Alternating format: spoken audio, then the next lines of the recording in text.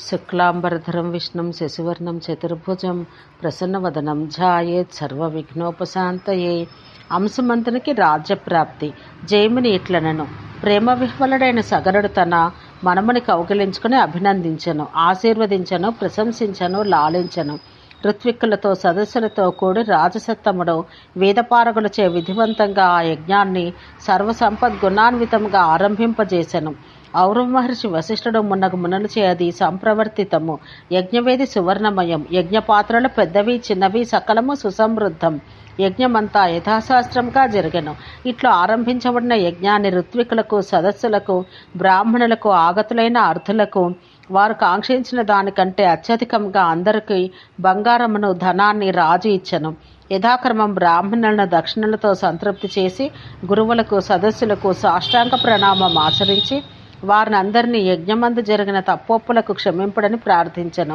అంత బ్రాహ్మణాదులతో, సర్వవర్ణముల వారితో, ఋత్విక్కులతో, అంతఃపుర జనంతో ప్రకాశితుడై నానా విధములైన మంగళ వాయిద్యముల ఘోషలతో దిక్కులు బదరీకృతములు కాగా రాజు సరయూ తీరానికి యథాశాస్త్రం యథావిధి అరిగి సంతుష్టాంతరంగుడై బంధువులతో, స్నేహితులతో, బ్రాహ్మణులతో సపత్నీకంగా అవభృతి స్నానం ఆచరించి వీణా వేణు మృదంగాలు మొదలైన వాని ధ్వనులతో విప్రజనులు ఆచరించిన మంగళకరములైన వేదఘోషములతో సంస్థితించబడుచు సూతమాగధ వంధులచే పరివృతుడై తిరిగి సంతుష్టులై పరిపుష్టులైన జనులతో కూడినది, రమ్యమైనది, తెల్లని వ్యజనములు, సచ్ఛత్రములు, పతాకములు, ధ్వజములు, మాలికలతో కలకలలాడున్నది, చక్కగా నీటిచే తడపబడి సర్వవస్తు సమృద్ధమైన అంగడుల ప్రకాశంతో కూడినట్టుదియు, కైలాస పర్వత ప్రకాశంచే మెరుగులీన సౌధ పంక్తితో కూడినది, అగరు ధూప వాసనలతో దిక్కులను గుబాలించినది, పౌర నారీ జనములచే మాటిమాటికి చల్లబడి లాజవర్షాన కలిగిన ఆనందమును మునిగినట్టి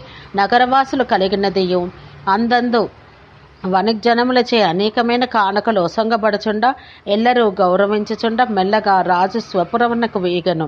రాజు సర్వమండల మండితము రత్నమణి శోభితమైన గృహమును ప్రవేశించెను. స్నేహితులను, బ్రాహ్మణులను గౌరవించెను. సర్వదేశముల నుండి వచ్చిన దేశాధిపతులై రాజులచే రాజు సేవించబడెను. సభాసీనుడై రాజశార్దులుడు రెండవ ఇంద్రుడి వలె ప్రకాశించెను.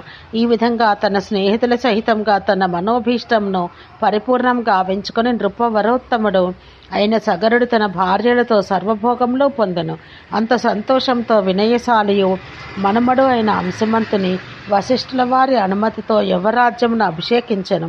మహారాజు స్వకీయమైన ఉదార గుణములచే పౌర జానపదులకు, బంధువులకు, స్నేహితులకు అత్యంత ప్రియతముడయ్యను.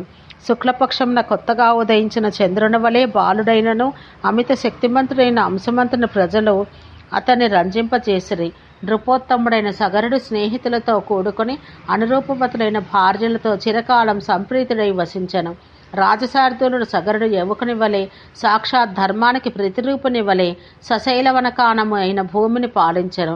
ఈ విధంగా సూర్యవంశ మౌళిరత్నం ఉత్తర కోసలాధిపతి అయిన రాజు పూర్ణచంద్రుని వలె సకల లోక మనోభిరాముడయ్యను. తన ప్రజలతో కలిసి ఆనందం పొందెను. ఓం శాంతి శాంతి శాంతి.